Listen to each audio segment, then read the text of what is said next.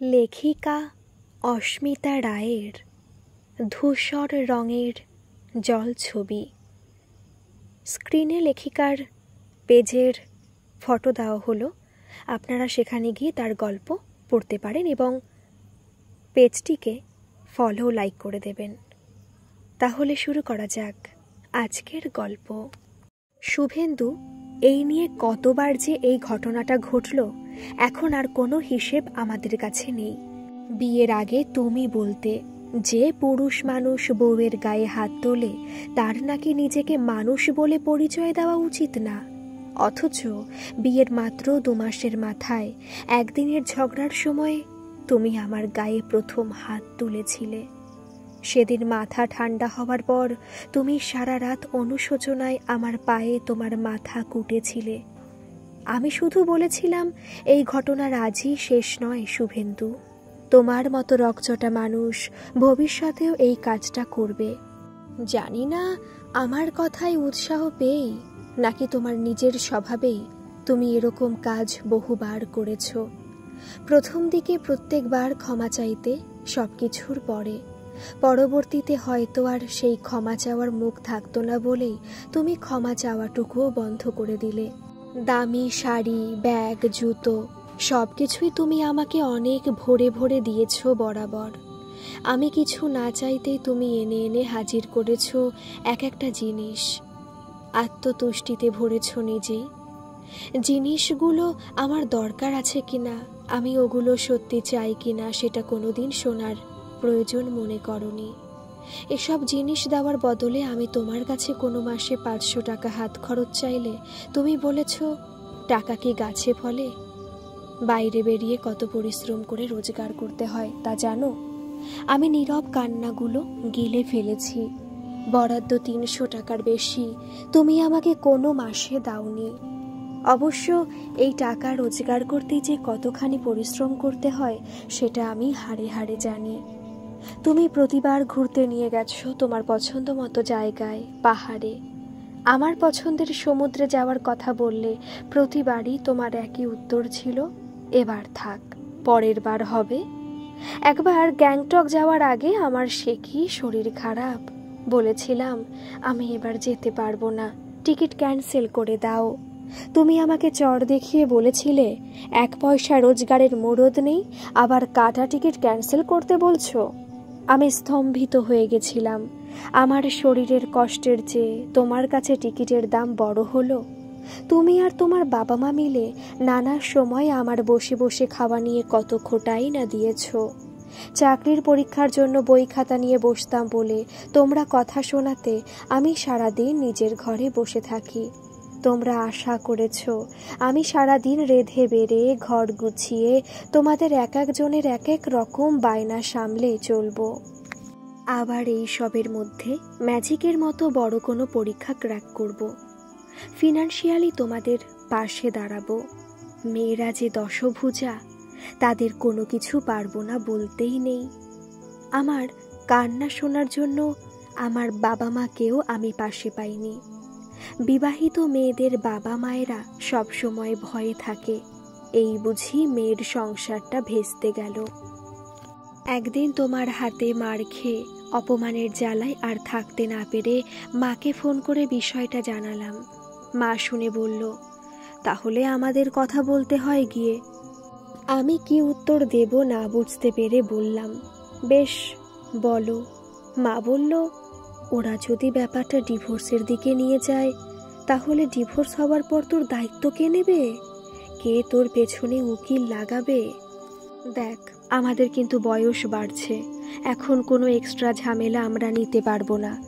আমি বলেছিলাম কিছুদিন সময় পেলে আমি একটা চাকরি জোগাড় করে নেব। মা বলল, তাহলে আগে জোগাড় করে দেখা, বলে ফোনটা কেটে দিয়েছিল। এরপর 7 দিন লুকিয়ে লুকিয়ে কেঁদেছিলাম আমি। আপনজন বলে এই দুনিয়ায় কিছু হয় না, সবটাই একটা ইলিউশন। যাই হোক, তোমরা সবাই আমার কাছে সন্তান চাইতে, সেই সন্তান আমি এনে দিয়েছি। টুবলুর বয়স 1 বছর হলো, তবে এখনো তোমার আমার গায়ে হাত তোলার স্বভাব গেল না। ভেবে দেখলাম ওই ছোট বাচ্চাটা যদি এসব দেখে বড় হয় তাহলে ও কোনো সুস্থ পরিবেশ পাবে না, ও নিজেও এগুলোই শিখবে। তাই আমি চলে যাচ্ছি। তোমার ছেলের বড় হওয়ার জন্য ওর মাকে না হলেও চলবে। অনেক বাচ্চার মা ছোটবেলাতেই মারা যায়। তোমার ছেলের কাছে ওর মা মৃতই থাক। বেশি স্নেহের বন্ধনে আমাদের না জড়ানোই ভালো। কারোর স্ত্রী, কারোর মা ছাড়াও আমি সবার আগে একজন মানুষ। নিজেকে ভালোবাসার জায়গা আমি এক কণাও ছাড়ব না। তোমাদের কাছে আমি বরাবর স্বার্থপর তকমাই পেয়ে এসেছি। নিজেকে স্বার্থপর মেনে নিয়েই আমি চলে যাচ্ছি এই শহর ছেড়ে। যদি তোমার ডিভোর্স দরকার হয় আমাকে খুঁজে বের করে নিও। ডিভোর্সের পথটা আমি ইচ্ছে করেই তোমার জন্য মসৃণ করলাম না। মালবিকা। চিঠিটা পড়া শেষ করে শুভেন্দু ধপ করে সোফায় বসে পড়ল। সপ্তাহখানেক আগে মালবিকার সঙ্গে কথা কাটাকাটিটা আবার চরম পর্যায়ে গেছিল। মেয়েটার মধ্যে সবসময় একটা নাকুচু ভাব। মেয়েদের অধিকার, মেয়েদের স্বাধীনতা, সবসময় এসব নিয়ে বড় বড় কথা। সবসময় ওকে শুভেন্দুর সঙ্গে সমানে সমানে তর্ক চালাতে হবে। শুভেন্দুর মাঝে মাঝে মাথা ঠিক থাকে না এত তর্ক শুনলে। সেদিন রাতে মালবিকাকে আবার কয়েকটা চড়থাপ্পড় মেরেছিল। বলেছিল, অত দেমাগ থাকলে বাড়ি ছেড়ে বেরিয়ে যাও। কথাটা সেদিনই যে প্রথম বলেছিল তা তো নয়। মালবিকা যে সত্যি সত্যি কাউকে কিছু না বলে বাড়ি ছেড়ে বেরিয়ে যাবে এটা কখনোই ভাবেনিও। তবে মেয়েটা গেলই বা কোথায়? মালবিকার বাপের বাড়িতে খোঁজ নিতে হবে, এছাড়া আর কোথায় বা যাবে? দিয়ার মন খারাপের কারণ ও কাউকে বলতে পারে না। প্রতিবার পরীক্ষার রেজাল্ট বেরোনোর সময় বাড়িতে একটা হুলস্থুল বেঁধে যায়, বিশেষ করে ওর অঙ্কের নাম্বার নিয়ে। সব সাবজেক্টেই ওর একটা গড়পড়তা নম্বর থাকে, তবে অঙ্কের নাম্বার দিনের পর দিন খারাপ হয়েই চলেছে ওর। 9 থেকে 10-এ উঠল এবার, অঙ্কে 50 পেয়েছে মোটে। বাড়িতে ওর সব দাদা দিদিরা তাবড় তাবড় রেজাল্ট করেছে। এবার সবাই দিয়ার দিকে তাকিয়ে বসে আছে। ওর মায়ের প্রেশার ক্রমশ হাই হচ্ছে দিয়ার চিন্তায়। বাবার অবস্থাও তথৈবচ। আগের বছর ওকে সুবীর স্যারের অঙ্কের কোচিংয়ে দেওয়া হয়েছিল। সুবীর স্যারের খুব নাম ডাক। স্যার নিজে দারুণ ছাত্র ছিলেন, খুব ভালো চাকরিও করতেন। তবে চাকরি ছেড়ে 10 বছর ধরে শুধু টিউশনই করেন। টিউশনের আয় অনেক বেশি, এক একটা ব্যাচে অন্তত 50 জন করে স্টুডেন্ট ওনার। সেখানে পড়েও দিয়ার কোনো লাভই হলো না। দিয়ার মা কাকলি বললেন, ওর মাথায় একেবারে গোবর ঠাসা, ওর দ্বারা কিচ্ছু হবে না। দিয়া বোঝে না অঙ্ক না পারলে কি জীবনে কিছুই হয় না? ও যে এত ভালো নাচ করে সেটা কি কিছু না? ওর তো ইচ্ছে ও নাচ নিয়েই এগোবে। মুখচোরা দিয়া একবার মাকে কথাটা বলেও ছিল। মা বলেছিল, নাচ শিখলেই প্রফেশনাল ডান্সার হওয়া যায় না, ওসব লাইনে যেতে গেলে ট্যালেন্ট ছাড়াও আরও অনেক কিছু লাগে। ওসব বাদ দিয়ে পড়াশোনায় মন দিতে। পড়াশোনার লাইনটাই সবচেয়ে ভালো।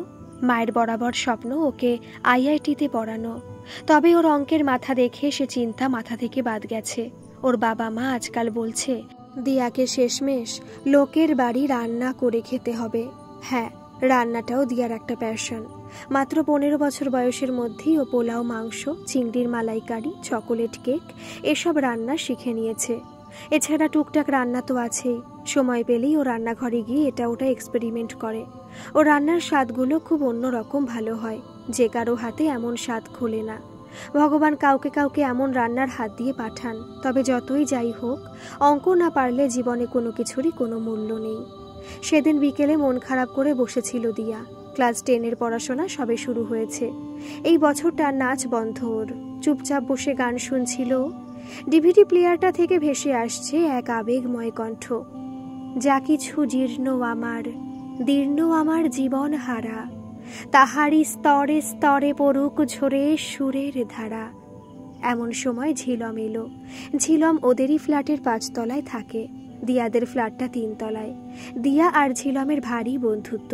ঝিলম এবার 12-এ উঠেছে। ঝিলমকে দেখে দিয়া বলল, আয় বস।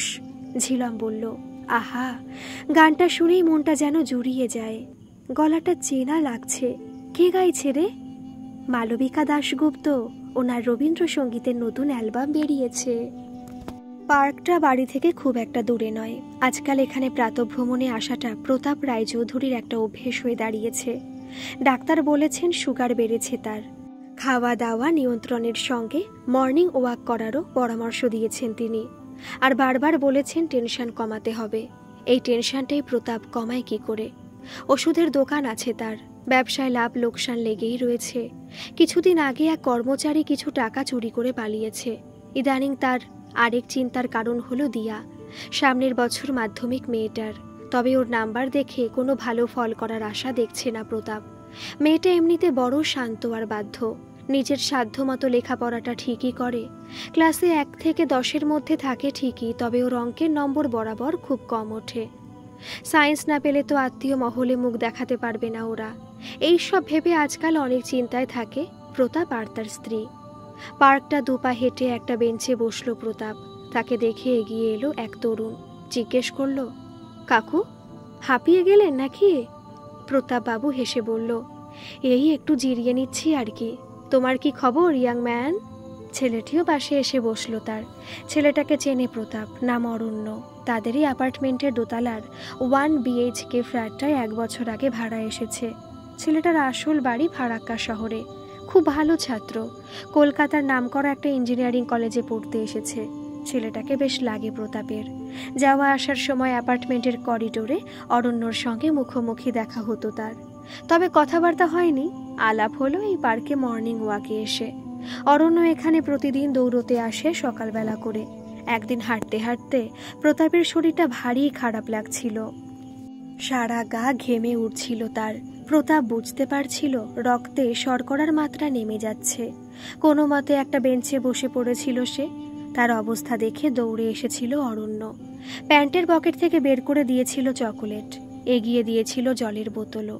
সেই প্রথম অরণ্যর সঙ্গে ভালোভাবে আলাপ তার।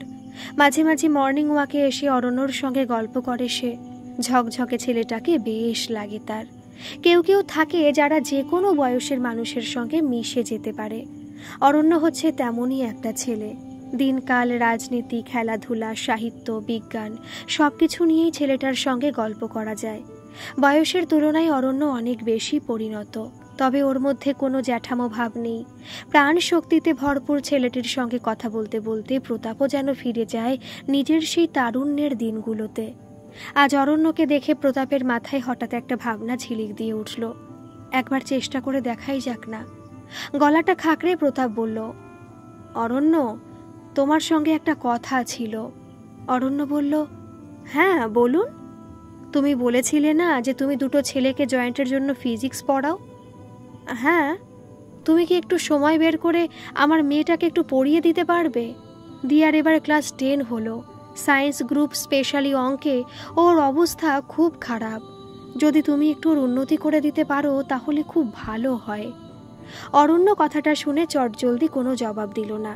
একটু ভেবে বলল, ঠিক আছে, আপাতত আমি সপ্তাহে 1 দিন গিয়ে দেখছি। যদি মনে হয় উন্নতি হচ্ছে তাহলে 2 দিন যাব। প্রতাপ বলল, আচ্ছা তাই হোক।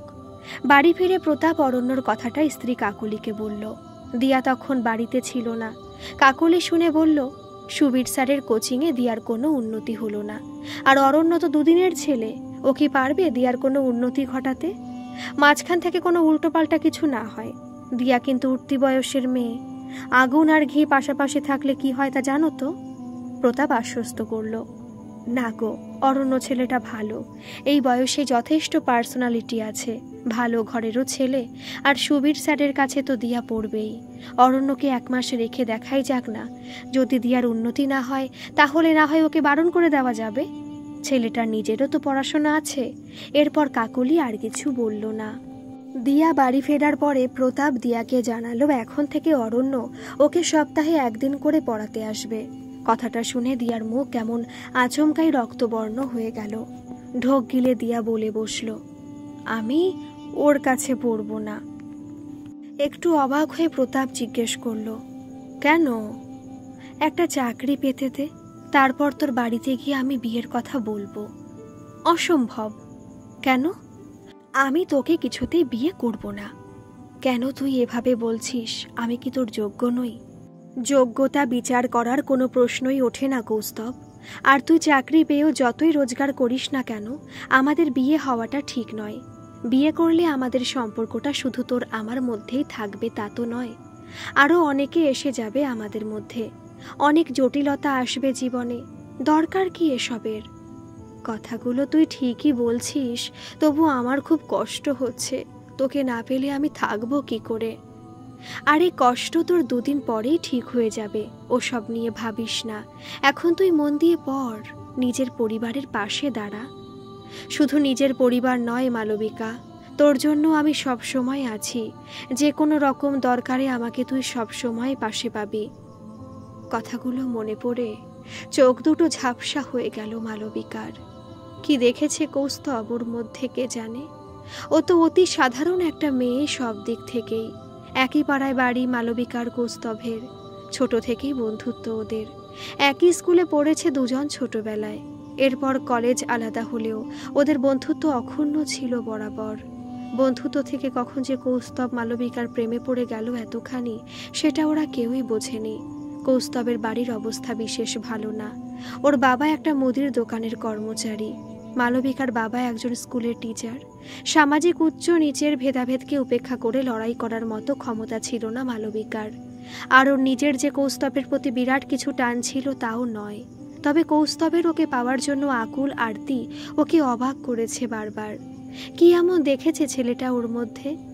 দেখতে মালবিকা অতি সাধারণ, গায়ের রং কালো, পড়াশোনাতেও তেমন কিছু আহামরি নয়। ছোটবেলায় কিছু বছর গান শিখেছিল মালবিকা। গানের জন্য কিছু প্রাইজ পাওয়া ছাড়া আর কি বা তেমন করতে পেরেছে ও? কৌস্তবকে এসব কথা বললেও বলে, তুই নিজেকে এত তুচ্ছ ভাবছিস কেন? তোর মধ্যে একটা স্পার্ক আছে। আমার মন বলে তুই জীবনে অনেক বড় কিছু করবি। নিজের যে গুণটাকে তুই খাটো করে দেখছিস সেটা কজনের মধ্যে থাকে বলতো? আর তোর গায়ের রঙের কথা বলছিস, রবীন্দ্রনাথ ঠাকুরের গানে কৃষ্ণকলিকে মনে নেই? সেই যে কাজল কালো চোখ যার, তোর চোখগুলো তেমন। একটা অদ্ভুত দীপ্তি আছে তোর টানা টানা চোখ দুটোয়। এসব কথা শুনে মালবিকা আয়নায় দেখত নিজেকে বারবার। সত্যি কি ওর মধ্যে আছে সেই দীপ্তি? শুভেন্দুর সঙ্গে বিয়ে হয়ে যাওয়ার পরে আর কৌস্তবের সঙ্গে সেভাবে কথা হয়নি। শ্বশুরবাড়ির ফোন নম্বরটা এমনি দিয়ে রেখেছিল কৌস্তবকে। বিয়ের পর 1 বছরের মাথায় কৌস্তব একদিন ফোন করে জানালো যে ও চাকরি পেয়েছে ব্যাংকে, পোস্টিং কলকাতায়। কলকাতায় গিয়ে নিজের নতুন ঠিকানার ফোন নম্বরটা মালবিকাকে দিয়েছিল কৌস্তব। এর আরও 1 বছর বাদে টুবলু এলো, মালবিকার শুভেন্দুর ছেলে। তবে আজ নিজের নারী ছেঁড়া ধনকে ছেড়ে রেখে মালবিকাকে বেরিয়ে পড়তে হয়েছে এক অনিশ্চয়তার পথে। কৌস্তবকেই ফোন করে সবটা জানিয়েছিল মালবিকা। প্রথমটায় থমকে গেছিল কৌস্তব, বলেছিল, হুট করে সিদ্ধান্ত নিস না, ভাবার জন্য নিজেকে সময় দে। গত 3 বছর ধরে ভেবেছি, মনে হয় না আর ভাবার মতো কিছু আছে। টুবলুর জন্য কষ্ট হবে না। একটু থেমে মালবিকা বলেছিল, টুবলু ভালো থাকবে ওর বাবার কাছে। ও ঠাকুরদা ঠাম্মা দাদু দিদা সবার আদরে ও খুব ভালোভাবে বেড়ে উঠবে। ও ভালো থাকলে তো আমি খুশি। তোকে কিন্তু অনেক চাপ নিতে হবে, জানি। তুই থাকবি না আমার পাশে। বেশি দিন আমি তোর বোঝা বাড়াবো না। শুরুতে কটা দিন যদি একটু হেল্প করিস। আমার হেল্প করা নিয়ে তোকে কোনো চিন্তা করতে হবে না। কবে আসবি তাহলে বল? যত তাড়াতাড়ি টিকিট পাবো। বেশ, আমি নিয়ে আসবো তোকে। সেই কথা মতো আজ বাড়ি ছেড়ে চলে এসেছে মালবিকা। ও জানে না এর পরিণতি কি। আসার সময় শুভেন্দুর উদ্দেশ্যে একটা চিঠি লিখে এসেছে ও। ট্রেন এগিয়ে চলেছে কলকাতার দিকে। পাশে বসা কৌস্তবের দিকে তাকালো মালবিকা। আলতো করে একবার ওর হাতটা ছুঁয়ে দিল কৌস্তব। সেই ছোঁয়ায় রয়েছে অনেকখানি ভরসার আশ্বাস। ঝগড়া তো সব স্বামী স্ত্রীর মধ্যেই হয়। তোমাদের মধ্যে এমন কি হলো যার জন্য আমার মেয়েটা শটান বাড়ি ছেড়ে বেরিয়ে গেল? আমার অন্যায় হয়ে গেছে। আমি বুঝতে পারিনি মালবিকা এমন একটা কাজ করবে। বুঝতে পারোনি বললে কি করে হবে? মেয়েটার বিয়ে দিয়ে দিয়েছি। মালবিকার সব দায়িত্ব তো এখন তোমারই। মালবিকার বাবার ভৎসনায় শুভেন্দু আর কিছু না বলে চুপ করে মাথা নিচু করে রইল। নিজেকে খুব ছোট মনে হচ্ছে ওর। মালবিকার বাপের বাড়িতে এসে ওকে খুঁজে পায়নি শুভেন্দু। কেউই কিছু বলতে পারছে না। শুভেন্দুর অবস্থা দেখে মালবিকার মা তাড়াতাড়ি বলে উঠল, ছেলেটাকে এমনি এমনি দোষ দিও না তো। মৌ একজন প্রাপ্তবয়স্ক মেয়ে। ও কি করবে না করবে তার সব দায় শুভেন্দুর কি করে হয়? তাছাড়া মৌ যে কেমন খামখেয়ালি সেটা তো আমরা বরাবরই জানি। দোষারোপ না করে ভাবো যে মৌকে কিভাবে খুঁজে বের করা যায়। মালবিকার বাবা বললেন, হ্যাঁ, পুলিশে খবর দিতে হবে আর কি। একথা শুনে শুভেন্দু বলে উঠল, পুলিশে খবরটা আসলে দিতে চাইছি না। লোক জানাজানি হবে, পরিবারের মান সম্মান নিয়ে টানাটানি হবে। মালবিকার বাবা বললেন, আশ্চর্য ব্যাপার বটে, আমার মেয়েটা কোথায় গেল, কেমন আছে, ওর কোনো ক্ষতি হয়ে গেল কিনা, এসব চিন্তার থেকে এখন তুমি পরিবারের মান সম্মান নিয়ে বেশি ভাবছ। এমন সময় মালবিকার বোন তমালিকা বলে উঠল, বাবা, পুলিশে খবর দেওয়ার আগে একবার কৌস্তবদার কাছে জিজ্ঞেস করলে হয় না? শুভেন্দু জিজ্ঞেস করল, কে কৌস্তবদা? মালবিকার সেই বন্ধু, আমাদের বিয়ের দিন মালবিকার পিড়ি ধরেছিল যে। তমালিকা বলল, হ্যাঁ, ও ছোট থেকেই দিদির খুব ভালো বন্ধু, ওকে বরাবর অনেক কিছু শেয়ার করতো দিদি, দেখতাম। আমাদের বাড়ির বিভিন্ন দরকারে ডাকলে কৌস্তবদা চলে আসতো। ওকে একবার জিজ্ঞেস করা যেতে পারে দিদির খবর। কৌস্তবের বাড়িতে ফোন করে ওর কলকাতার ফোন নম্বরটা নেওয়া হলো। সেখানে ফোন করার পর ফোন বেজে যাচ্ছে অনবরত, কেউ ধরছে না। তমালিকা বলল, কি ব্যাপার, আজ তো রবিবারের দুপুরবেলা, কৌস্তবদার তো এখন বাড়িতেই থাকার কথা। শুভেন্দুর হঠাৎ কেমন একটা সন্দেহ হলো। তমালিকাকে বলল, কৌস্তবের কলকাতার ঠিকানাটা দিতে পারবে? হ্যাঁ, সে জোগাড় করা যাবে, কেন? তাড়াতাড়ি জোগাড় করো, আমি এক্ষুনি টিকিট কাটবো, কলকাতা যাব। কেন, তোমার কি মনে হচ্ছে যে দিদি কৌস্তবদার সাথেই গেছে? হতেও তো পারে। মালবিকার বাবা বলে উঠলেন, শুধুমাত্র একটা আন্দাজ থেকে তুমি কলকাতা চলে যাবে আর এদিকে পুলিশকে কোনো খবর দেবে না? মৌয়ের যদি কোনো ক্ষতি হয়ে যায়, ও নিজেই যদি উল্টোপাল্টা কোনো কাণ্ড ঘটিয়ে বসে? শুভেন্দু বলল, আন্দাজ হলেও আমি শুধুই অন্ধকারে ঢিল ছুটছি তা নয়। দেখুন, মালবিকার সঙ্গে আমার ঝামেলাটা হয়েছিল আগের সপ্তাহে, তখন তো চলে যায়নি। এই কটা দিন চুপচাপ শান্তভাবেই ছিল। আর যাওয়ার সময় গুছিয়ে চিঠিটা লিখে গেছে, তার মানে ও ঠান্ডা মাথায় গুছিয়ে প্ল্যান করেই বেরিয়েছে। আমার মন বলছে মালবিকার কোনো ক্ষতি হবে না। মালবিকা জেদি, খামখেয়ালি ঠিকই, তবে বোকা নয়। চিঠির শেষ কথাগুলোই দেখুন, ও বলেছে ডিভোর্স দরকার হলে ওকে খুঁজে নিতে, এর মানেও নিজের কোনো ক্ষতি করবে না। ও শুধুই আবেগের বশে কাজটা করেছে তা নয়। আর বেরিয়ে ও আপনাদের কাছেও আসেনি যখন, তাহলে অন্য কোনো পরিচিত কারোর কাছেই যাবে। কৌস্তব যদি ওর ভালো বন্ধু হয়েই থাকে, তাহলে হতেও পারে ও বেরোনোর সময় কৌস্তবের সাহায্য নিয়েছে কোনোভাবে। এদিকে রবিবারের দুপুরবেলা কৌস্তবের ফোন বেজে যাচ্ছে, তবুও ধরছে না যখন, এর মানে কৌস্তব ওর ঘরে নেই। আমার ব্যাপারটা কেমন দুয়ে দুয়ে চার লাগছে, তাই আমি কৌস্তবের সঙ্গে একবার দেখা করে মালবিকার খোঁজ নেব। মালবিকার বাবা বললেন, বলছো? বেশ, তাহলে আমার জন্য কাটো টিকিট, আমিও যাব তোমার সঙ্গে। গত বছর ঝিলম এসে প্রথম দিয়াকে বলেছিল, জানিস, দোতলায় একটা যা ছেলে এসেছে না, উফ, ও যেমন হ্যান্ডসাম তেমন ব্রিলিয়ান্ট। আমি তো এক দেখাতেই প্রেমে কুপোকাত হয়ে গেছি। দিয়া বলেছিল, তাই নাকি? নাম কি তার? অরণ্য। চল না, নিচের রাস্তায় গিয়ে একটু হাঁটি। ছেলেটা এখনই ঘর থেকে বেরোবে। ঝিলমের পীড়াপিড়িতে ঘর থেকে বেরিয়ে নিচে নেমে গেছিল দিয়া।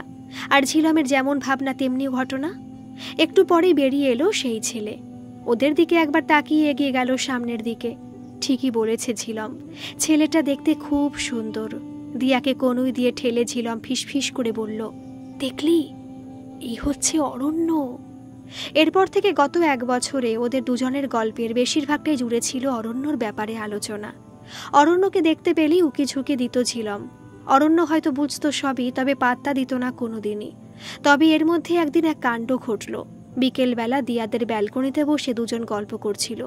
দিয়াদের বাড়িতে সেদিন আর কেউ ছিল না। এমন সময় ওরা দেখতে পেল অরণ্য বাইরে থেকে এসে এন্ট্রান্সের গেটটা খুলছে। হঠাৎ দুষ্টু বুদ্ধি চাপল ঝিলমের মাথায়। হাতের কাছে যে জলের বোতলটা ছিল সেটা খুলে উপুর করে দিল অরণ্যর মাথায়।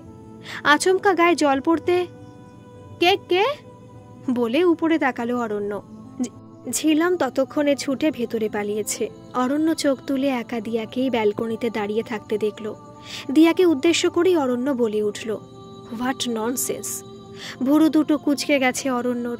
সুন্দর ছেলেরা রেগে গেলে কি আরো সুন্দর দেখায়? অরণ্যর দিকে তাকিয়ে দিয়া কোনো জবাবদেহি করতে ভুলে গেল।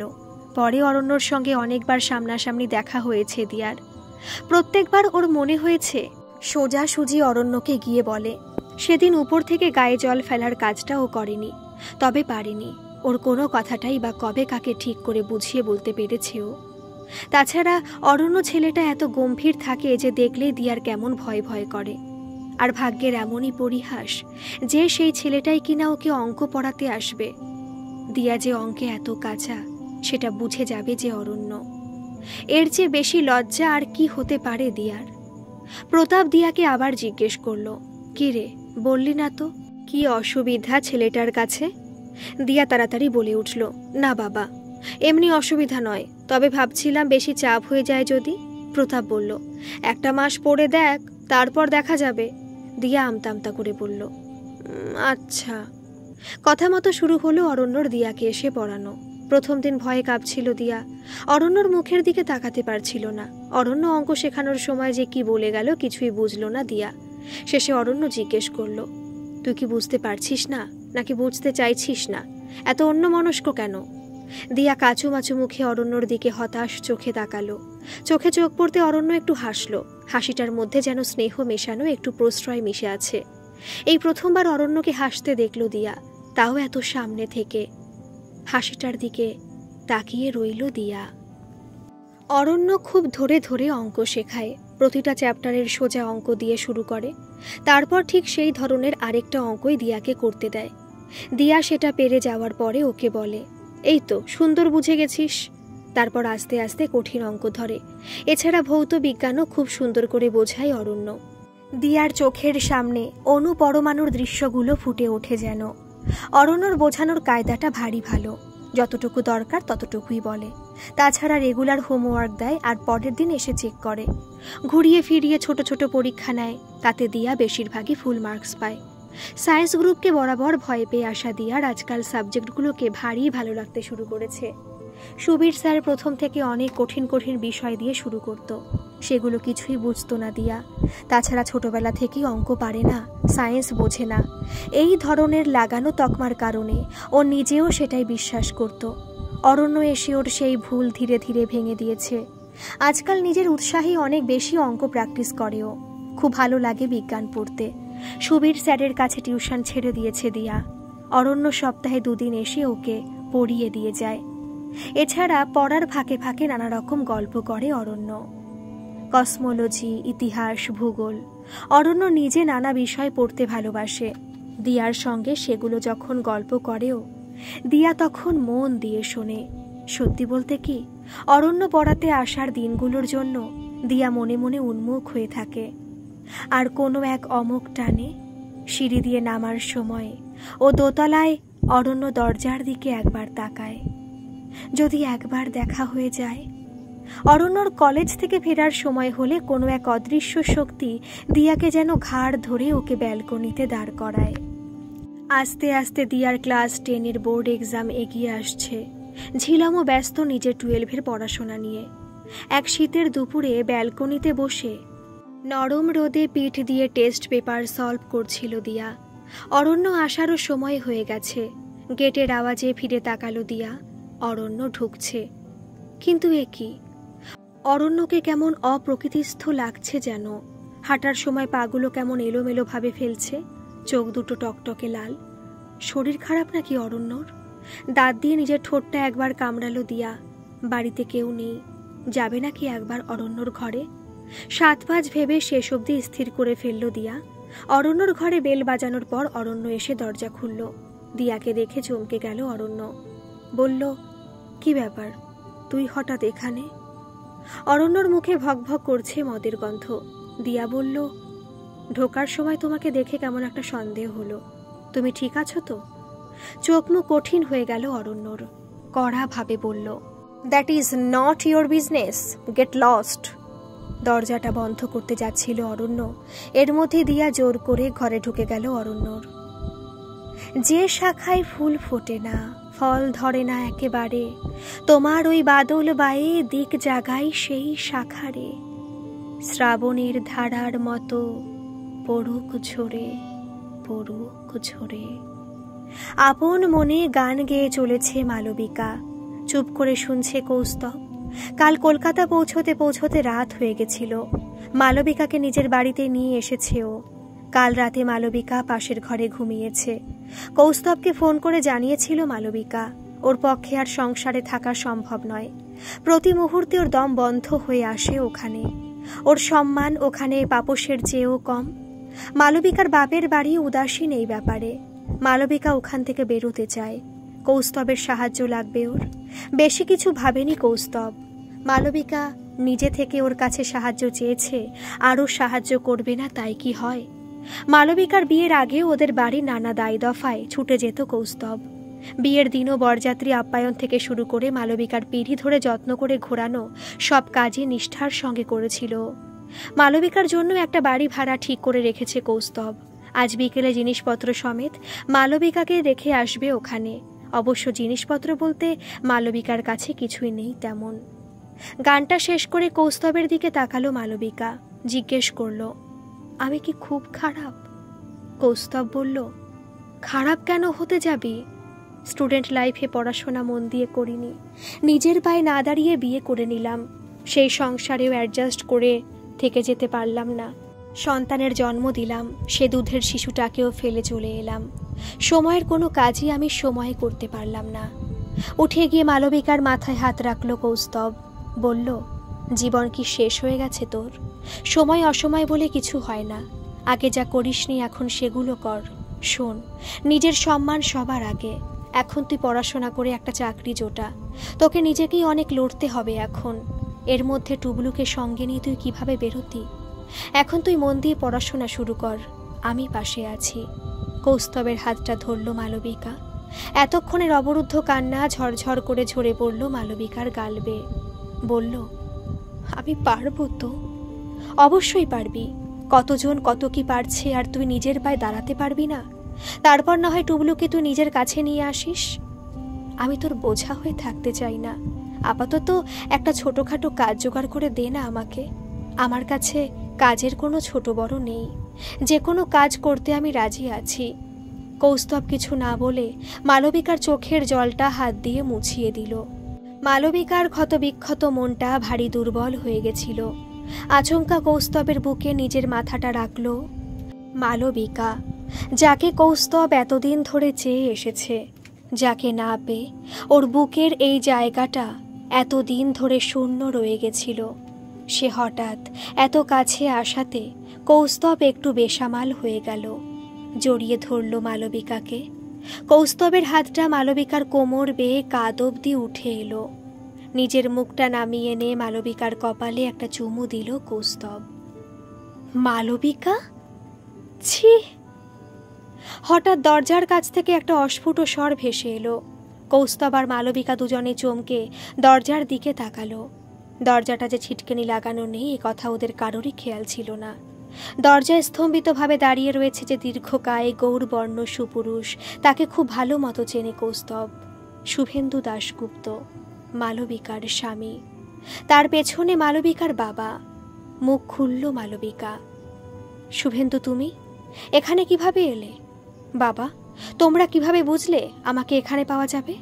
শুভেন্দু বলল, সেটা কিভাবে বুঝলাম তা বোঝার মতো বুদ্ধি যদি তোমার থাকতো তাহলে তো হয়েই যেত। ছি, আমি ভাবতে পারিনি তুমি তলে তলে এমন চরিত্রের। আমাকে বিয়ে করে আমারই পয়সায় খেয়ে পড়ে তুমি তার মানে এতদিন লুকিয়ে লুকিয়ে তোমার পুরনো বন্ধুর সঙ্গে প্রেম চালিয়েছ, আর এখন তুমি ওর হাত ধরে পালিয়ে এসে ফষ্টি নষ্টি করছো। আগেই কেন ওকে বিয়ে করোনি তুমি? কেন আমাকে ঠকালে? কৌস্তব তাড়াতাড়ি বলে উঠল, শুভেন্দুদা, তুমি মালবিকাকে ভুল বুঝছো। ওর আমার সঙ্গে কোনো প্রেম ছিল না। আমার সঙ্গে বিয়ের পরেও ও কোনো পরকীয়া চালায়নি। শুভেন্দু হাত তুলে কৌস্তবকে থামিয়ে দিল, বলল, আমি আর একটা কথাও শুনতে চাই না। যে দৃশ্য আমি নিজের চোখে দেখলাম সেটা আমার চোখ খুলে দিয়েছে। মালবিকা, আমি কৌস্তবের কাছে এসেছিলাম তোমার খোঁজ করতে, ভাবেনি তোমাকে এভাবে দেখব। অনেক জ্বালা অনেক অনুতাপ নিয়ে ছুটে এসেছিলাম তোমার কাছে ক্ষমা চাইতে। Now I understand you don't deserve my apology. নিজের সংসার ভেঙে তুমি নিজের সিদ্ধান্তে বেরিয়ে এসেছো। আর কোনো দিন ফিরো না তুমি। টুবলুকে আমি একাই বড় করতে পারবো। আর কি লিখেছিলে? ডিভোর্সের কথা। তারপর কৌস্তবকে বিয়ে করবে তুমি? আমার জীবনটাকে নষ্ট করেছো তুমি। তোমাকেও আমি সুখী হতে দেব না। পাবে না তুমি ডিভোর্স। দেখো, একটা নামহীন সম্পর্কে থেকে তোমার বন্ধু কতদিন তোমার দায়িত্ব নেয়। মালবিকার বাবা এতক্ষণ চুপচাপ ছিলেন, এবার বললেন, আমাদের এভাবে মুখ পোড়ালি মৌ? কোনোদিন তো আমাদের বলিসনি কৌস্তবের সঙ্গে তোর প্রেম আছে। তোকে জিজ্ঞেস করেই আমরা তোর বিয়ের সম্বন্ধ দেখেছিলাম। মালবিকা বলল, বাবা, তোমরা আমাকে পুরোপুরি ভুল বুঝছো। আমি কাউকে ঠকাইনি। থাক না মৌ, যা দেখার আমরা তো দেখলামই, চলি। বাবা হিসেবে এটুকুই বলবো, ভালো থাকিস। দরজা থেকে বিদায় নিল শুভেন্দু আর মালবিকার বাবা। ওদের যাত্রাপথের দিকে শূন্য দৃষ্টিতে তাকিয়ে রইল মালবিকা। বলিস কি রে, ওই মেয়ের তলে তলে এত? হ্যাঁ রে, তা বলি টুবলু আদৌ তোরই ছেলে তো? আহ মা, টুবলুর মুখ চোখ দেখে বোঝো না, ও তো আমার মতোই দেখতে হয়েছে। হ্যাঁ তাও ঠিক, যেমন গায়ের রং তেমন চোখ মুখ সবই হয়েছে আমার শুভর মতো, ঠিক যেন রাজপুত্তুর। তা অমন চরিত্রহীন মেয়েকে তুই এমনি এমনি ছেড়ে দিলি, আবার বলছিস ডিভোর্স দিবি না? আমি বলি তুই ওই মেয়েকে ডিভোর্স দিয়ে আরেকটা বিয়ে করে এবার একটা লক্ষ্মী প্রতিমার মতো বউকে ঘরে তোল। ওই মেয়ের তো না ছিল রূপ, না ছিল গুণ, আর কি চ্যাটাং চ্যাটাং কথা মুখে মুখে। আমি আর বিয়ে করব না, তাই আমার ডিভোর্সও দরকার নেই। ও মা, ও কি কথা? তোর এতখানি জীবন পড়ে আছে, তুই কি একা একা কাটিয়ে দিবি সেটা? আর টুবলুর কি হবে? না মানে আমরা যতদিন সুস্থভাবে বেঁচে আছি ততদিন কোনো চিন্তা নেই, আমরাই ওকে দেখে রাখবো, কিন্তু তারপর টুবলুর তো একজন মাও দরকার হবে। সৎমা এসে টুবলুর উপর অত্যাচার করলে? তাছাড়া মা, আমি খুব ক্লান্ত, তুমি এখন যাও, আমাকে একা থাকতে দাও। মা চলে যাওয়ার পর শুভেন্দু ঘরটার দিকে তাকিয়ে দেখল এদিক ওদিক ছড়িয়ে ছিটিয়ে রয়েছে মালবিকার জিনিসপত্র। পুরো ঘর জুড়েই যেন মালবিকার ছোঁয়া লেগে রয়েছে। একসঙ্গে থাকলে যে কোনো কিছুর উপর মায়া পড়ে যায়, সেভাবে মালবিকার জন্য ওর মন খারাপ হচ্ছে বইকি। এই সন্ধেবেলা মনটা খুব মালবিকার হাতের চা পেতে চাইছে। প্রতিদিনের অভ্যেস হয়ে গেছিল শুভেন্দুর। মা মালবিকার কোনো ভালো গুণ দেখতেই পায় না। এত সুন্দর চা বানায় মালবিকা, রান্নাটাও ভালো করে, অথচ মা ওর কোনোদিন কোনো প্রশংসাই করল না। মালবিকাকে দেখতে গিয়ে ওর গলায় রবীন্দ্রসঙ্গীত শুনেই ওকে পছন্দ করেছিল শুভেন্দু। বিয়ের পরে প্রথম জন্মদিনে মালবিকাকে একটা হারমোনিয়াম উপহার দিয়েছিল। খুব খুশি হয়েছিল মালবিকা। রোজ সকালে উঠে রেওয়াজে বসত। কিছুদিন পরে সেই নিয়ে বাড়িতে অশান্তি শুরু হলো। শুভেন্দুর বাবা মা দুজনেই বলে বসল সকাল সকাল মালবিকার আওয়াজে নাকি ওদের ঘুম ভেঙে যায়, তাই সকালে ওসব গানটা নিয়ে বসা যাবে না। মালবিকাও কঠিন মুখে বলেছিল ওটা আওয়াজ নয়, ওটাকে রেওয়াজ বলে, আর বেশি বেলা করে কারোর ঘুমানোর দরকারিটা বা কি? ভোরবেলা ওঠা স্বাস্থ্যের জন্য ভালো। শুভেন্দুর মা মুখ বেঁকিয়ে বলেছিল তোমার তো সারাদিন কোনো কাজ নাই, ঘরে বসে থাকা ছাড়া, দুপুরে আরামে ঘুমোতে পারবা। আমার ছেলেটাকে তো অফিসে বেরোতে হয়, ও সকালবেলা একটু বেশিক্ষণ না ঘুমালে চলবে কিভাবে? মালবিকা বলেছিল বেশ, ঘুমোবো না আমিও দুপুরে। আর আমি মোটেই সারাদিন শুধুই ঘরে বসে থাকি না, ও যেমন অফিসে কাজ করে আমাকেও তেমন ঘরে সবার খিদমত খাটতে হয়। থামানো যায়নি মালবিকাকে। নিজের জেদ বজায় রেখে রোজ সকাল সন্ধে গান করতে বসতো। শুভেন্দুর বাবা বলতো এত গান গেয়ে কি লতা মঙ্গেশকর হবে? জবাব দিত না মালবিকা। মালবিকার হারমোনিয়ামের বাক্সটার উপর হাত রাখল শুভেন্দু। মালবিকাকে শুভেন্দুর বাবা মা অনেক কথা শুনিয়েছে। শুভেন্দু ঝগড়া করে ওকে অনেক কিছু বলেছে, এমনকি মাঝে মাঝে গায়ে হাতও তুলেছে। মালবিকা কি সত্যি এই জন্য চলে গেল? প্রতিটা বাড়িতে বউরা অনেক কিছু সহ্য করে মাটি কামড়ে পড়ে থাকে, মালবিকা কেন পারল না? শুভেন্দু তো গেছিল কৌস্তবের ঠিকানা জোগাড় করে মালবিকার খোঁজ নিতে, ফিরিয়ে আনতে চেয়েছিল ওকে। তবে শুভেন্দু ভাবেনি কৌস্তবের ঘরে পা দিয়েই অমন দৃশ্য দেখবে ও। উফ, কেমন ঘনিষ্ঠভাবে আলিঙ্গন করেছিল দুজনে। হামাগুড়ি দিয়ে পায়ে পায়ে শুভেন্দুর কাছে এসে দাঁড়ালো টুবলু। 4খানা দুধের দাঁত বের করে বলে উঠল বাবা। ছেলেকে কোলে তুলে নিল শুভেন্দু। ছেলেটা বড্ড ন্যাওটা ওর। মালবিকা মনে হয় এই জন্য হিংসে করত শুভেন্দুকে, তাই হয়তো টুবলুকে ভালোবাসতে পারেনি। না হলে এমন পাষাণী মা কেউ হয় নিজের সন্তানকে ফেলে রেখে চলে যায়? হঠাৎ শুভেন্দুর মনে হলো ও ঘুরে ফিরে মালবিকাকে নিয়েই ভেবে চলেছে। না, আজ থেকে ওই নাম ওর মন থেকে মুছে ফেলবে ও। টুবলুকে আদর করতে করতে শুভেন্দু বলল আজ থেকে আমি তোর বাবা, আমি তোর মা। টুবলু কথাটার মানে কিছুই বুঝল না ঠিকই, তবে হঠাৎই বলে উঠল মা। মুখচোরা আর ভীতু মেয়েটার সাহস দেখে হতবাক হয়ে গেল অরণ্য। কলকাতার কলেজে পড়ার জন্য কলেজের কাছে এই অ্যাপার্টমেন্টটার একটা 1 বেডরুমের ফ্ল্যাট ভাড়া করে ওকে রেখেছে ওর বাবা। নিজের পকেট মানির জন্য আগের বছর থেকে দুটো ছেলেকে জয়েন্টের জন্য ফিজিক্স পড়াচ্ছিল। একদিন উপরতলার প্রতাপ কাকু প্রস্তাব দিলেন ওর ক্লাস 10-এর মেয়েকে সায়েন্স গ্রুপ পড়িয়ে দিতে। নিজেরই অ্যাপার্টমেন্ট বলে না করেনি অরণ্য। একটু রাতের দিকে গিয়ে পড়িয়ে আসে ও দিয়াকে। মেয়েটা অত্যন্ত শান্ত আর বাধ্য। অরণ্য যবে থেকে ওকে পড়াতে শুরু করেছে তবে থেকে দিয়ার রেজাল্ট ভালো হতে শুরু করেছে। তাই জন্য দিয়ার চোখে ও হিরো হয়ে উঠেছে। দিয়ার যে ওর প্রতি খানিকটা দুর্বলতা জন্মেছে সেটা বোঝে অরণ্য, তবে কোনোদিন ব্যাপারটাকে পাত্তা দেয়নি। 15 বছরের মেয়ের এই প্রেমকে ছেলে মানুষই ভেবেই উড়িয়ে দেয় বছর 19-এর অরণ্য। তবে আজ হঠাৎ ফাঁকা ঘরে মেয়েটা একলা কি জন্য এসেছে? এই ভর দুপুরবেলা কোনো সেলসম্যান এসেছে ভেবেই দরজা খুলেছিল অরণ্য। ভেবেছিল একটা দুটো কথা বলে বিদায় দেবে, ভাবতে পারেনি তার জায়গায় দিয়াকে দেখবে। দিয়া অরণ্যর বেডরুমের দিকে এগোলো। সর্বনাশ, বেডরুমে তো! তাড়াতাড়ি দিয়ার হাত শক্ত করে চেপে ধরল অরণ্য। ওদিকে কেন যাচ্ছিস?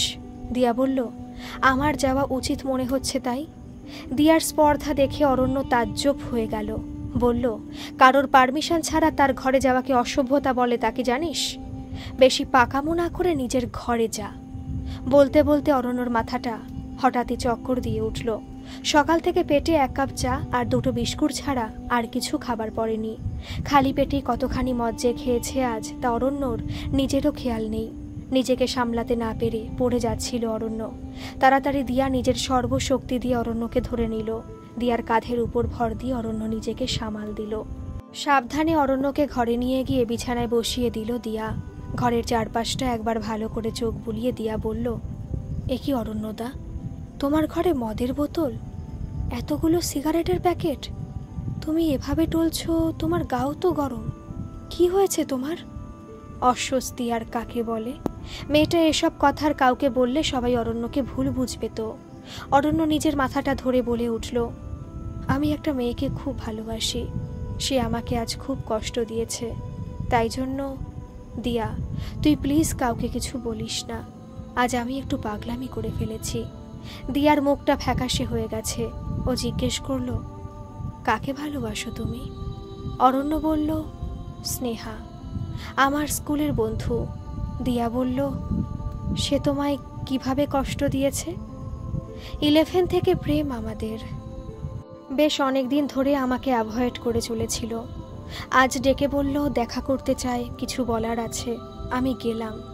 বলল এই সম্পর্কটা ও কোনোভাবেই আর রাখতে চায় না, কারণ এর কোনো ফিউচার নেই। আমি নাকি ম্যারেজ ম্যাটেরিয়াল নই। কেন? আমার ফ্যামিলির জন্য ওর প্রবলেম। মানে কি হয়েছে তোমার ফ্যামিলিতে? অরণ্যর খেয়াল হলো আবেগের বশেও দিয়াকে অনেক বেশি কথা বলে দিচ্ছে। অরণ্য বলে উঠল, তোকে বলবো কেন, সব কিছু জানার তুই কে?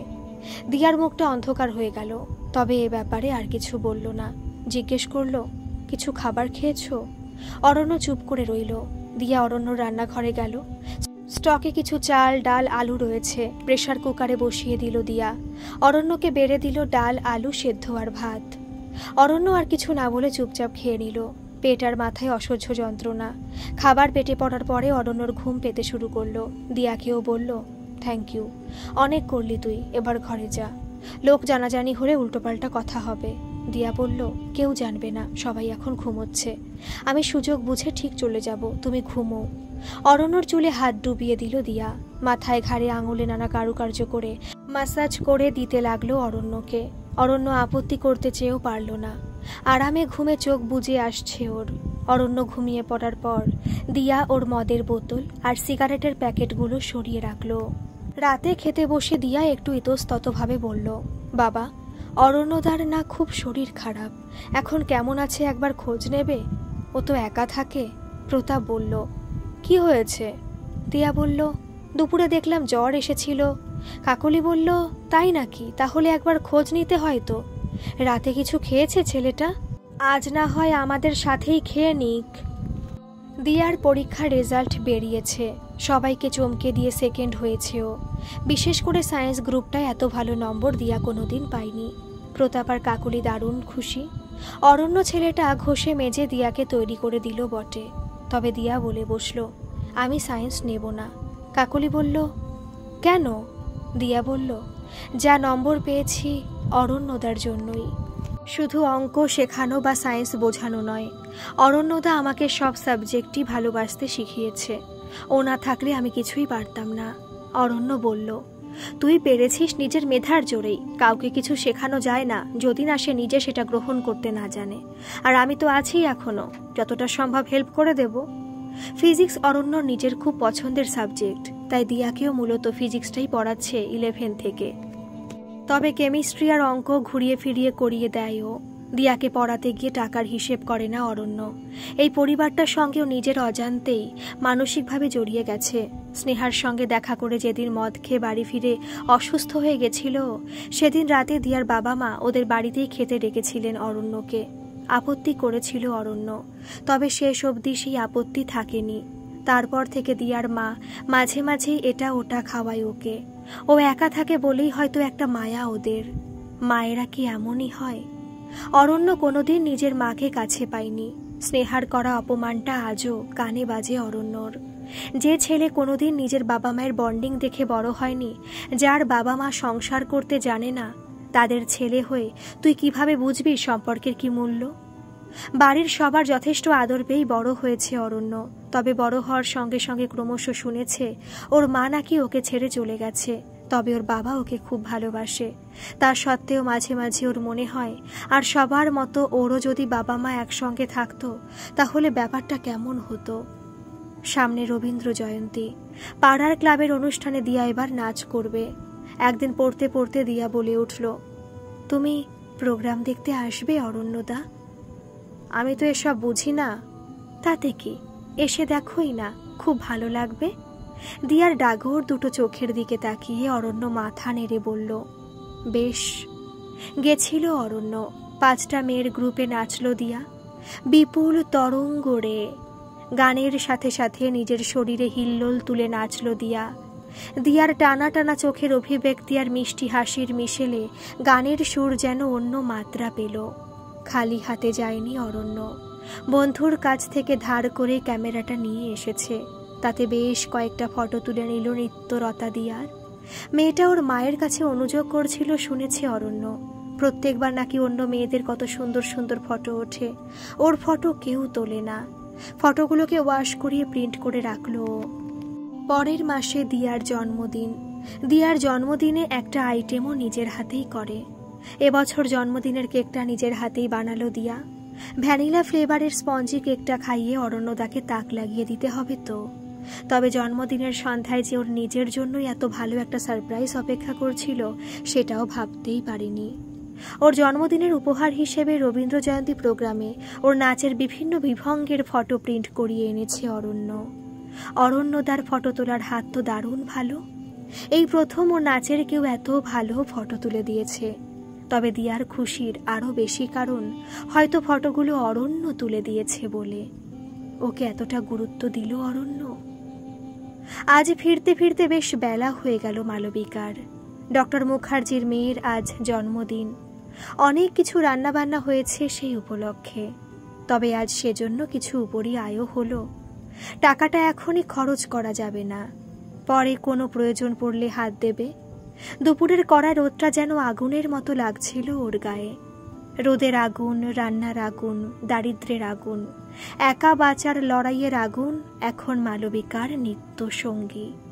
মাঝে মাঝে মালবিকা ভাবে, জেদের বশে ঘর ছাড়ার কোনো দরকার আদৌ ছিল কি ওর? বেশ তো ছিল নিরাপদ আশ্রয়। শ্বশুর বাড়িতে অপমান কোন মেয়ে না সহ্য করে? একটা কথাই তো আছে, যে সয় সে রয়। তবে মালবিকা কেন পারল না সব কিছুর সঙ্গে মানিয়ে নিতে? যদিও মালবিকা বোঝে এখন আর ঠিক ভুল নিয়ে ভেবে ওর কোনো লাভ নেই।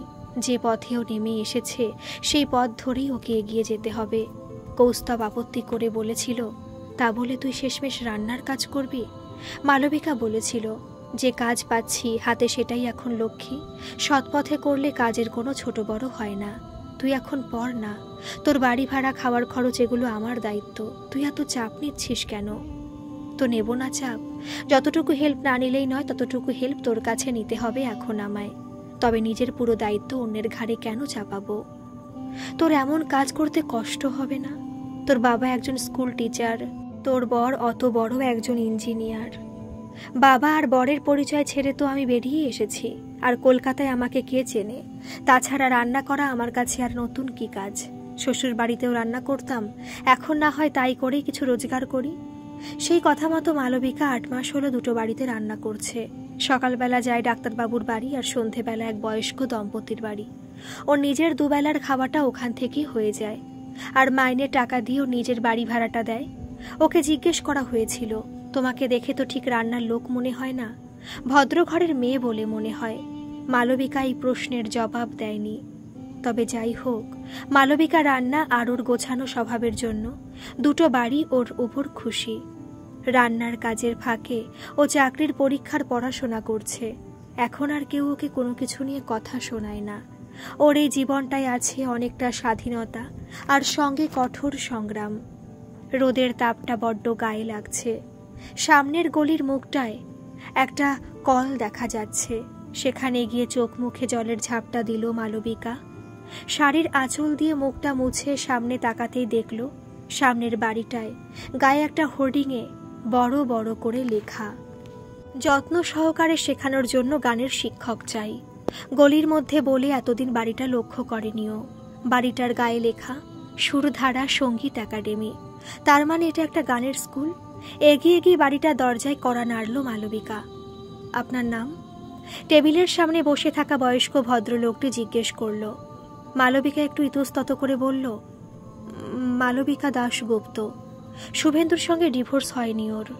সম্পর্ক না থাকলেও শুভেন্দুর পদবি ব্যবহার করতে হলো ওকে। ডক্টর মুখার্জির মেয়ের জন্মদিনে যে বাড়তি টাকাটা পেয়েছিল তা দিয়ে নিজের একটা হারমোনিয়াম কিনে নিল অবশেষে মালবিকা। গানের স্কুলটায় সপ্তাহে 2 দিন সন্ধেবেলা গিয়ে রবীন্দ্রসঙ্গীত শেখায়ও। নিজেরও চর্চা প্রয়োজন। গানের স্কুলটা বেশ বড়। একই ছাদের তলায় ক্লাসিক্যাল, আধুনিক আর রবীন্দ্রসঙ্গীত শেখানো হয় সপ্তাহে 2 দিন করে। এক একজন টিচার এক একটা শেখান। গানের স্কুলটা বাড়ির মালিক নিখিল বাবুর। একসময় উনি গান শেখাতেন প্রচুর ছাত্রছাত্রীদের। ওনার বয়স হয়ে যাওয়াতে আর নিজে সেভাবে শেখাতে পারেন না, তবে গানের স্কুলের ধারাটা অব্যাহত রেখেছেন। 3 মাস পরে সেই স্কুলের অ্যানুয়াল ফাংশন। তার রিহার্সাল হচ্ছে জোর কদমে। 2 বাড়ি রান্না করে, গানের স্কুল করে, নিজে গান প্র্যাকটিস করে মালবিকার আজকাল পড়াশোনার সময়টা অনেক কমে গেছে। সেদিন একটু বই খাতা নিয়ে বসেছিল, এমন সময় কৌস্তব এলো। কৌস্তবের ছুটির দিনগুলোয় ওরা একটু এদিক ওদিক ঘুরে আসে, রেস্টুরেন্টে খেয়ে আসে। কৌস্তব এসে বলল, আগামী সপ্তাহে আমার পরপর 3 দিন ছুটি পড়ছে, কোথাও বেড়াতে যাবি? মালবিকা বলল, কোথায়? ভাবছি দীঘা। তোর তো সমুদ্র খুব পছন্দের। বেশ, কেমন সমুদ্রের ধারে বসে আমরা চাঁদ দেখব। তুই গান গাইবি, আমি শুনব। তুই আমার কাঁধে মাথা রাখবি, আমি তোর কাঁধ ধরে তোকে শক্ত করে জড়িয়ে ধরব। How romantic. ওয়েট, সিনেমা দৃশ্যটা কল্পনা করে বেশ ভালোই লাগছে, তবে নায়িকার জায়গায় আমি নই, অন্য কাউকে বসিয়ে নে। মানে এটাই যে তুই এবার একটা প্রেম কর, সে প্রেমিকাকে নিয়ে যেখানে খুশি ঘোর, যা খুশি কর। মানেটা কি? তুই থাকতে আবার অন্য প্রেমিকা কেন? তুই তো আমার প্রেমিকা। কবে হলাম? আমি একজনের বিবাহিত স্ত্রী। So what? তুই চাইলে ডিভোর্স দিয়ে মুক্ত হয়ে যেতে পারিস। পুলিশে গিয়ে কমপ্লেন কর যে তোর গায়ে হাত তুলতো তোর বর। তুই ডিভোর্স চাস, তোকে ডিভোর্স দিতে বাধ্য শুভেন্দু দাশগুপ্ত। ডিভোর্স দিয়ে কি হবে? তুই আবার নতুন জীবন শুরু করতে পারবি। কার সাথে? কেন, আমার সাথে। আমরা বিয়ে করে সংসার করব, আমাদের সম্পর্কটায় অফিসিয়াল শিলমোহর পড়বে। প্রথম কথা, আমি আর কারোর সাথে বিয়ে সংসারের ফাঁদে পড়তে চাই না। আর তোর সঙ্গে আমার সম্পর্কটাকে আমি এখনো শুধুমাত্র বন্ধুত্ব বলেই দেখি। ধুত্তরি, খালি এক কথা, বন্ধুত্ব আর বন্ধুত্ব। বেশ, না হয় মানলাম। তা তোর জীবন সঙ্গীকে তো সবার আগে তোর ভালো বন্ধুই হতে হবে। শুভেন্দুর মধ্যে কি পেয়েছিলি সেই বন্ধুকে? সংসারে চাল ডাল তেল নুনের হিসেবে আর বন্ধুত্ব কিভাবে গড়ে উঠতে পারে? ইকুয়েশনটা সবার সাথে একরকম নাও হতে পারে। তা হয়তো ঠিক, তবে তোর সঙ্গে প্রেম বিয়ে এসবের ইকুয়েশন আমি ভাবতে পারি না। কেন? এখনো কি আমার ফ্যামিলি, তোর ফ্যামিলি এসব নিয়ে প্রবলেম? ধন্যী জেদ বটে তোর, সব খুইয়ে রাস্তায় এসে দাঁড়িয়েছিস। এখনো এসব চিন্তা? আমি ছাড়া তোর আছে কে রে? আমাকে ব্যঙ্গ করছিস তুই? রাস্তায় দাঁড়ানোর খোঁটা দিচ্ছিস? ফ্যামিলি ট্যামিলি নিয়ে ভাবি না, তবে তোকে আমি বন্ধু ছাড়া আর কিছু ভাবি না। হ্যাঁ, তুই আমার অনেক উপকার করেছিস। আমি চাই তোর জীবন সুখের হোক, একটা ভালো মেয়েকে বিয়ে করে। মালবিকা, তোর বর আর বাবা আমাদের ওভাবে দেখে যাওয়ার পর আমার বাবা মা আমাকে অনেক প্রশ্ন করেছে। মালদা শহর, আমাদের বন্ধু বান্ধব সবাই জানে তুই আর আমি প্রেম করে পালিয়ে এসেছি। গত কয়েক মাস আমি বাড়ি যাইনি এগুলোর জন্য। বদনাম শুধু মেয়েদের নয়, ছেলেদেরও হয়। এখন তুই বলছিস আমাকে অন্য মেয়েকে বিয়ে করতে? এরকম স্ক্যান্ডাল শুনে কোন মেয়ে আমাকে বিয়ে করবে? Take your time, face the truth. সবাইকে বোঝানোর দায় তোর নেই। তবে তোর বাবা মা আর যে মেয়ে তোর জীবনসঙ্গী হবে তাদেরকে সত্যিটা তোকে বুঝিয়ে বলতে হবে। আমিও বলবো, আমাদের মধ্যে কোনো প্রেমের সম্পর্ক ছিল না। তুই শুধুমাত্র আমার বিপদে একজন সত্যিকারের বন্ধুর মতো হেল্প করেছিস। আর বাকিরা সময়ের সাথে সাথে বুঝে যাবে। তুই তাহলে দীঘা যাবি না? বিয়ে করে বউ আন, সেই মেয়ের সাথেও আমার বন্ধুত্ব হোক, তারপর কোনো ট্যুর না হয় একসাথে করা যাবে। আচমকা মালবিকার কোমর ধরে নিজের কাছে টেনে নিল কৌস্তব। বলল, কেন বুঝিস না তুই? তোকে ছাড়া আমি আর কাউকে ভালোবাসতে পারবো না। একবার তোকে চোখের সামনে দিয়ে আমি অন্যের হয়ে যেতে দেখেছি। জানিস নিজেকে কতটা অসহায় লাগছিল সেই সময় আমার। দিনের পর দিন বাড়িতে অভাব, অনিশ্চয়তা, বেকারত্ব, এসবের মধ্যে তুই ছিলি আমার শক্তি। পুরো পৃথিবী আমার উপর ভরসা না করলেও তুই আমাকে ভরসা দিতি কত। ভেবেছিলাম তোকে নিয়ে সংসার গড়ব আমি, সেটা তখন হলো না। দাঁতে দাঁত চেপে মাটি কামড়ে একলা লড়ে গেছি। অবশেষে চাকরিও পেলাম, তোর সাথে যোগাযোগ ছিল না মাঝে। হঠাৎ একদিন তুই ফোন করে বললি তুই সংসার ছেড়ে বেরিয়ে আসতে চাস। আমি তোকে সাহায্য করার জন্য ছুটে গেলাম। এই কমাস তোকে এত কাছ থেকে আমি যেভাবে পেয়েছি এর আগে কখনো পাইনি। আমি তোকে পুরোটা পেতে চাই রে, তোর মন, তোর শরীর, সব। আমার ইচ্ছে করে তোর সঙ্গে লেপ্টে থাকি। প্লিজ আমাকে আর ফিরিয়ে দিস না। নিজের মুখটা মালবিকার ঠোঁটের কাছে নামিয়ে এনেছে কৌস্তব। নিঃশ্বাস প্রশ্বাস দ্রুত হচ্ছে ওর। কৌস্তবকে ধাক্কা মেরে জোর করে নিজেকে ছাড়িয়ে নিল মালবিকা। জোরে জোরে মাথা নেড়ে বলল, এ হয় না। ফুঁসে উঠল কৌস্তব। কি চাস কি তুই? যা খুশি তাই ভাবে এলোমেলো জীবন কাটাবি? তোর কি কারোর জন্য কোনো ফিলিংস নেই? নিজের স্বার্থ ছাড়া আর কিছু ভাবিস তুই? মালবিকা কোনো জবাব দিল না, চুপ করে দাঁড়িয়ে রইল। থার্মোডিনামিক্সের উপর নিউমেরিক্যালসগুলো চেক করছিল অরণ্য। দিয়া বাথরুমে যাচ্ছে বলে খাতাটা দিয়ে চলে গেল। 15টা অঙ্ক দেখা শেষ হওয়ার পর লাস্ট পাতায় এসে যা দেখল অরণ্য সেটা ঠিক আশা করেনি। খাতার পাতায় দিয়ার গোটা গোটা হাতের লেখায় লেখা রয়েছে, অরণ্যদা, তোমাকে ছাড়া জাস্ট কিছু ভাবতে পারি না। লেখাটা দেখে হাসবে নাকি কাঁদবে ভেবে পেল না অরণ্য। চোখ না তুলে অরণ্য বুঝল দিয়া ফিরে এসেছে। নিঃশ্বাস প্রশ্বাস খুব দ্রুত হচ্ছে দিয়ার। সোজাসুজি তাকালো দিয়ার দিকে অরণ্য। মুখ লাল হয়ে বসে গেছে দিয়ার, চোখ নিচের দিকে। অরণ্য বলল, বস।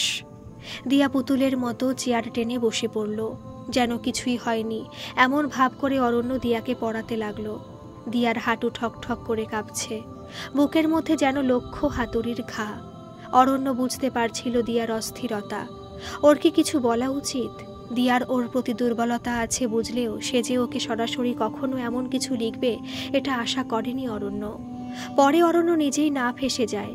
না, ব্যাপারটা কোনোভাবেই প্রশ্রয় দেওয়া যাবে না।